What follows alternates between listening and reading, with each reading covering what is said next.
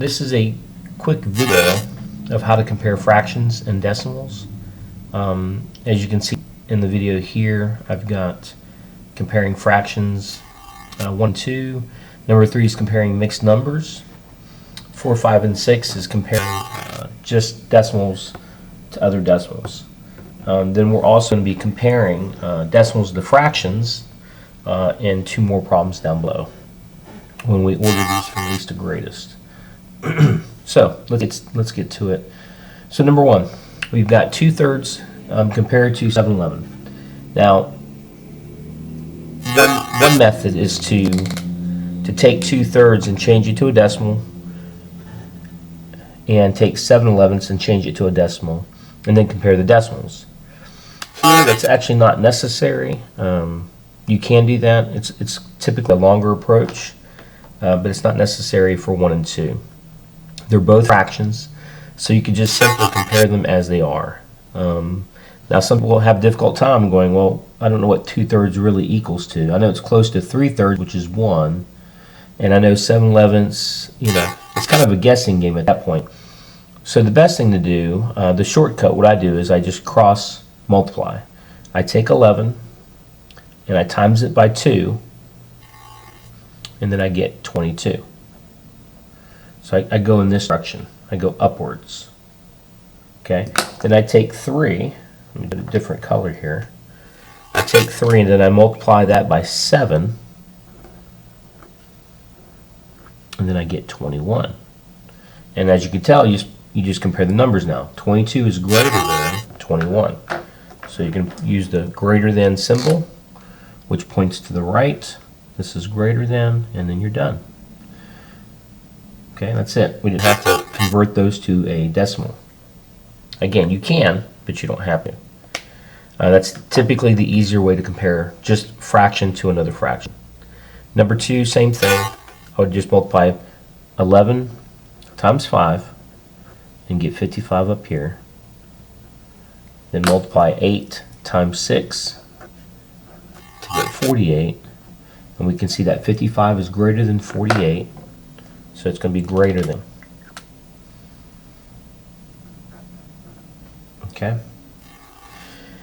With mixed numbers, basically because these whole numbers are the same, we're not worried about the 4. We're not going to actually even look at them at this point. We're just going to look at the 2/9 and 3/10. So same thing. I would just ignore the 4s because they're the same. Obviously, if this was like a 3 and 3/10, this would be greater, right? You wouldn't even have to compare the fractions. You just look at the whole numbers. But here they're both the same. And so we're just going to cross multiply again like we did for 1 and 2. This becomes 20. And then 9 times 3, 27. So we can see that 20 is less than 27.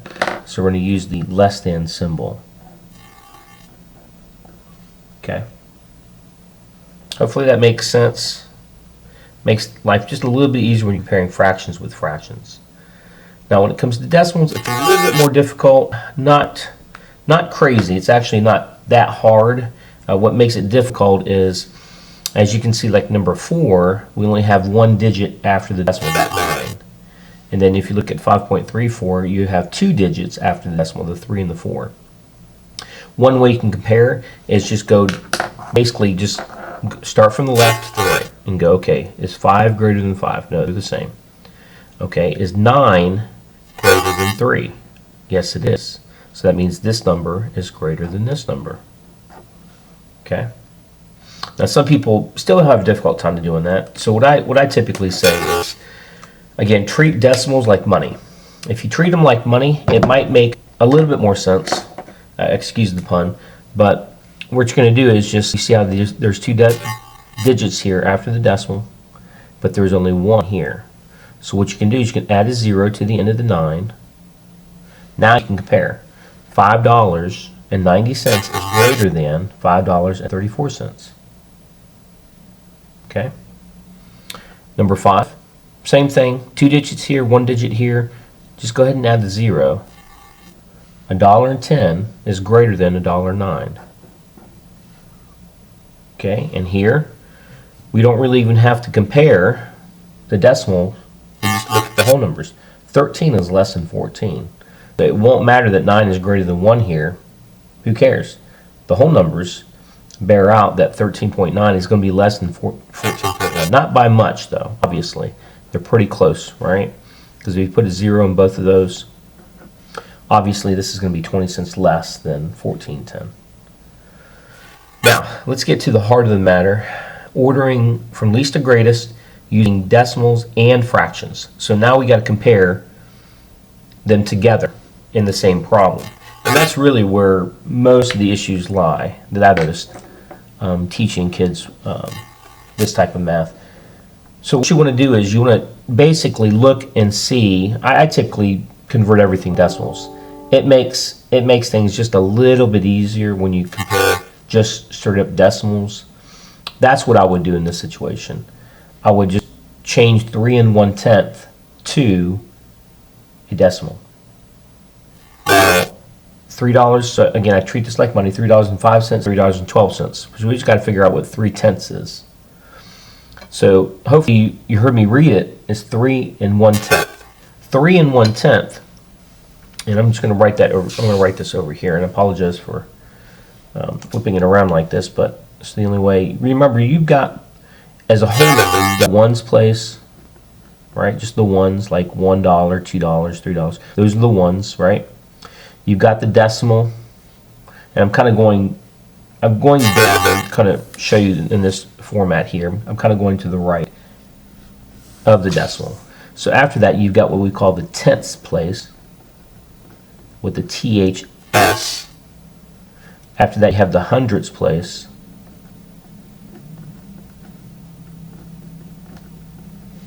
The thousandths.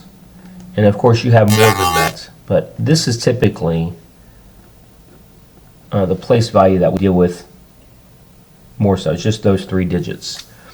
So like if I had, for example, 3 1/10, that's this, 3.1. That's 3 1/10. Okay, that's what this is.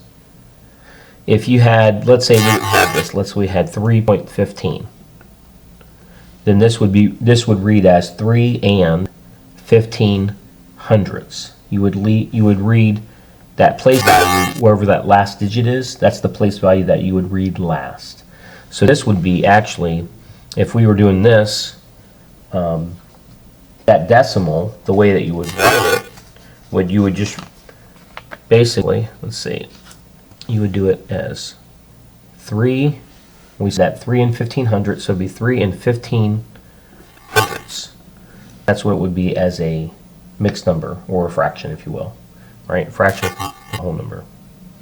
Let's say it was 3.152. Okay? If that was the case, this would be 3 and 152 thousandths.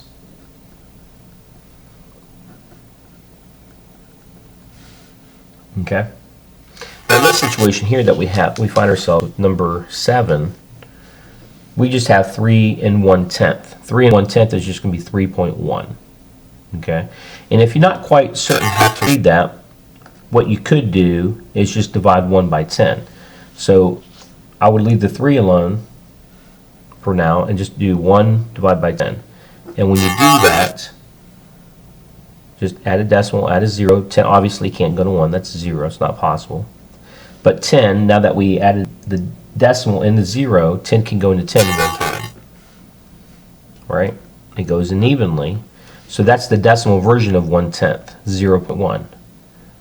That's why when we add the 3 back into it, it's 3.1. And then again, like I treat everything like money, I just add a 0. And then I put things in order. It's actually already in order from least to greatest as it stands. So it's actually in order. Okay, and that's it. Number 8, since we have 2 fractions, I'm just going to convert this to a decimal and convert this to a decimal. 8 1/2. So remember, this is going to be 8 point something, right? We just got to convert 1/2 to a decimal. Let me see if I can hit focus on this camera. Sorry, camera's a little fuzzy here. Okay, so I take 1/2, divide 1 by 2. Obviously 2 cannot go into 1, so we add a decimal, add a 0. 2 can't go to 1 0 times, right? Not possible, but 2 can go into 10, and that's 5 times. And that goes in evenly, so it's actually 8.5. And then for 8 5/8, take 5/8. Obviously this is going to be 8 point something. So we take 5/8, we take 5 and divide it by 8.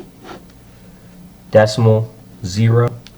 8 cannot go into 5, but 8 can go into 50 6 times. Bring the decimal up, don't forget about that. 2, add another 0, bring it down. 8 can go into 20 2 times. 2 times 8 is 16. Subtract, add another 0, bring it down. And then 8 goes into 40 5 times evenly. And that's it. So that means this is going to be 8.625.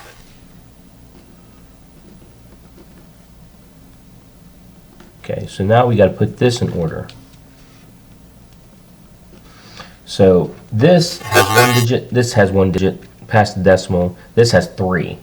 So what you could do is just go ahead and add 2 zeros here so we can compare them a little bit easier. We're going to do it that way. Obviously all the 8s are the same, so we're just going to look at the next digit. 5, 6, 6. Obviously this is going to be the least amount, right? So 8/2 goes first. Then the second one is it 625 or 600? Obviously it's going to be 8.6. That's going to be your next greatest. And then the last one is going to be 8 5/8, which is 8.625. So now it's from least to greatest. Okay, hopefully this helps. I try to keep this video as short as possible. Feel free to email me if you have any questions, or if you'd like me to make another video with any examples that you might have, feel free to do that. God bless, guys. Have a great day. Bye-bye.